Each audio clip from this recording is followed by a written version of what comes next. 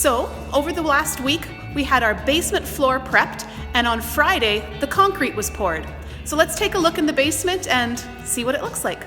It was roughly about a week's worth of work for them to get the floor prepped. Our concrete pourer came in and leveled the ground over top of the plumbing that had been done the previous week.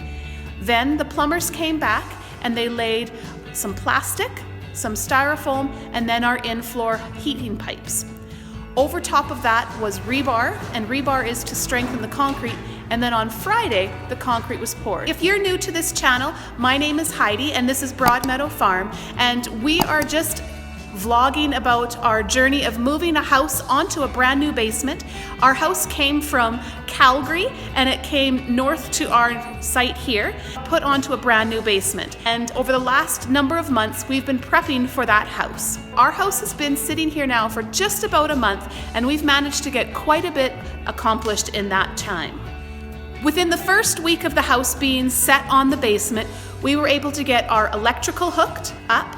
We were able to get natural gas brought to the property so we could get some temporary heat, so some construction heat, so that we could start thawing the clay base in the basement. That had to be done before we could get to the concrete pouring. And finally, this week, we got that poured.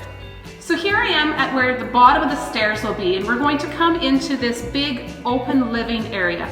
So in part of the planning process, we had 1, 2, 3 teleposts to work around, plus the plumbing for the bathroom and a vent stack for the upstairs bathrooms as well. And this room here is going to be a really big furnace room. We'll come in here, this will be our door. And this house plan had a bit of a funky little room. We're calling this our water room, but it'll actually probably be my cold room.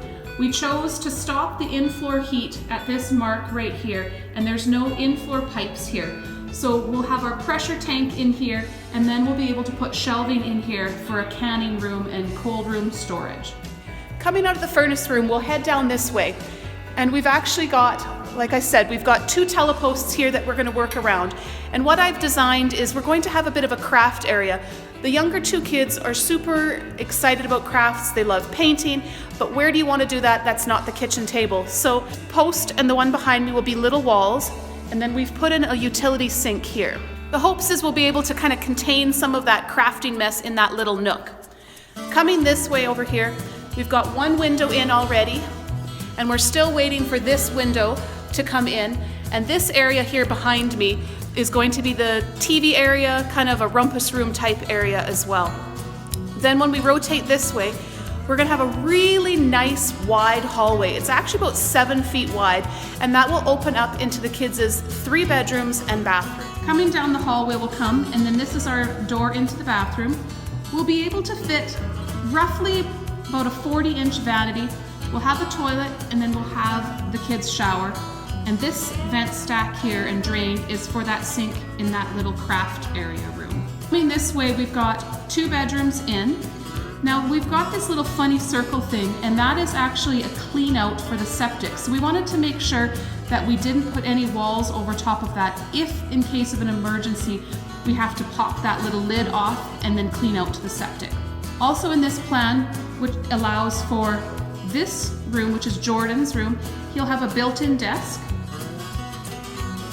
Here he's going to have a closet, and this space, which was able to disguise this telepost, will be a linen closet for this bathroom. On this side is Riley's room. She'll be able to come in. Her desk will be in this little nook over here. And this is a vent stack for our future master bathroom, but it also allows her and her brother here to have closets. Carter's room will come in here. Like I said, that's his closet, and his room will go to about that chalk line. So hopefully this will make what I was chatting about downstairs make a little bit more sense. So here we're going to come down those stairs, and here's that utility room. And so this big area here will be all for storage, for furnace room, utility. Then we'll come back out of this room. Here's that little craft area with a utility sink, rumpus room / TV area, and then again, the 3 bedrooms and the bathroom. So what's happening this week? Well, In the garage, we'll have the gravel tamped, and then they will put the styrofoam insulation under the concrete, and then sometime during the week we will get concrete poured there. Also this week we are having the HVAC company come in and put the furnace in for upstairs. I'm slowly going to start cleaning a little bit around here. We're hoping that maybe Wednesday or Thursday the pressure tank and the water well will be hooked up, which means I will be having access to water, which will be excellent for cleaning because it's quite dirty in here. This morning our septic pump was put in, so that means that once we get water, we'll finally get some toilets out here. What else is going on? I think we're still waiting for windows. We were able to get one of the 5 windows already. Drywall is being booked hopefully for about a week and a half from now. So our deadline for moving in at the end of January, beginning of February is hopefully coming. We are not going to be moving into a fully functionally and ready house, but it will have power, heat, and plumbing.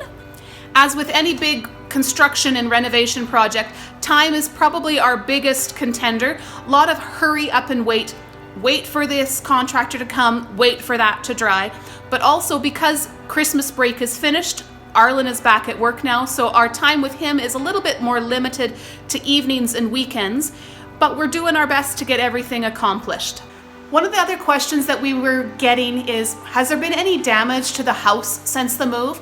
And actually there's been minor damage to moving such a large house. The biggest thing that we've seen is a couple cracks on the corners of rooms, and we did have one patio door that got a little bit out of square and wouldn't lock anymore. But we plan on fixing those cracks up there on the doorway areas after the house has had a chance to settle for maybe about 6 months. And then we'll give it a chance to fully sit where it needs to, and then we can patch those cracks. I wanted to also say a huge, big thank you to all of those friends and family who are watching these videos. It's been fun chatting with a few people saying that they're following our journey. So thank you for watching and clicking that like button. And if you're also interested in seeing all of the next struggles and challenges that we have going here on this house, make sure you click that subscribe button. And as we go along, I'm sure there's going to be massive amounts of changes coming. So stay tuned and we'll see you soon.